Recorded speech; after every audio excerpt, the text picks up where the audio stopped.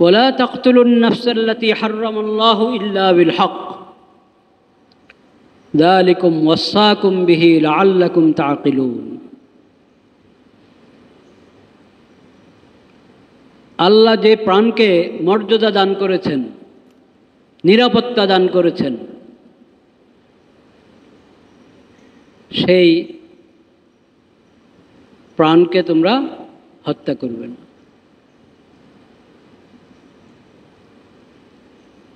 প্রত্যেক মানুষের জানমালের নিরাপত্তা আল্লাহ তাআলা দিয়েছেন। যতক্ষণ সে ওই মর্যাদা ধরে রাখবে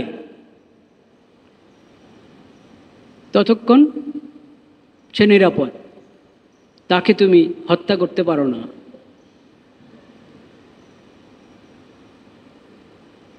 ইল্লা বিল হক, যদি আল্লাহর দেওয়া নিরাপত্তা সে নিজেই নষ্ট করে ফেললো, ক্ষুণ্ণ করলো, আল্লাহ তার জানের যে মর্যাদা দান করেছেন সেটা সে নিজেই নষ্ট করে ফেলল, এবং সেই কারণে আল্লাহর পক্ষ থেকেই বিধান এসেছে তার উপর দণ্ডবিধি প্রয়োগ করার জন্য, সেটা ভিন্ন কথা। সেখানে তার উপর দণ্ডবিধি প্রয়োগ হবে, সেটা বলা আছে অন্য অন্য আয়াতে, হাদিসে কি কি কারণে আল্লাহর দেওয়া নিরাপত্তা কি কি কারণে ভঙ্গ হয়ে যায়। ওটা বন্দা নিজেই আল্লাহর দেওয়া মর্যাদা এবং তার জানের যে নিরাপত্তা আল্লাহ দান করেছেন সে নিজেই ওই নিরাপত্তাকে নষ্ট করে দিয়েছে। তখন আল্লাহর পক্ষ থেকে আবার বিধান আসবে শাস্তির। ওটাকে আল্লাহ বলছেন ইল্লা বিল হক।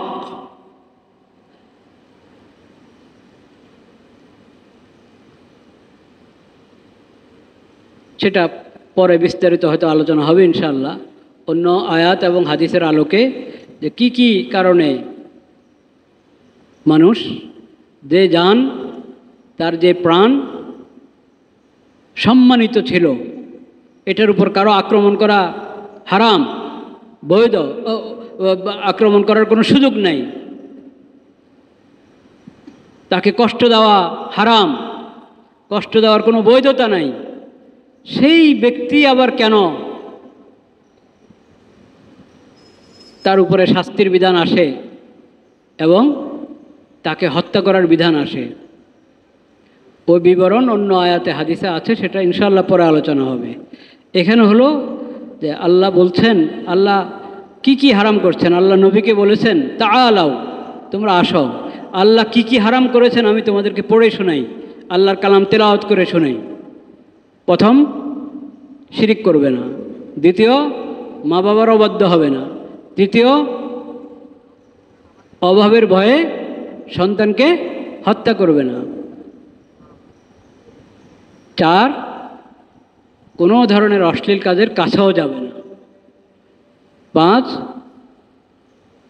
আল্লাহ মানুষকে তার জানের নিরাপত্তা দান করেছেন, তুমি এটা ক্ষুণ্ণ করবে না, আল্লাহর নিরাপত্তাকে ক্ষুণ্ণ করবে না। হ্যাঁ, সে যদি নিজের নিরাপত্তা নষ্ট করে দেয়, অবৈধ কাজ করে, সেখানে আল্লাহর যে বিধান সেই বিধান প্রয়োগ হবে, সেটা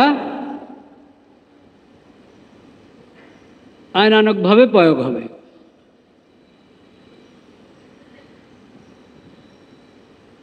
যাদের হাতে আইন তারা সেটা প্রয়োগ করবে, তাদের উপরে ওই আইন প্রয়োগ করা ফরজ। যালিকুম ওয়াসাকুম বিহি লাআল্লাকুম তাকিলুন, এগুলো আল্লাহর পক্ষ থেকে তোমাদের জন্য বিশেষ ওসিয়ত, বিশেষ বিধান, যদি তোমরা বুঝতে।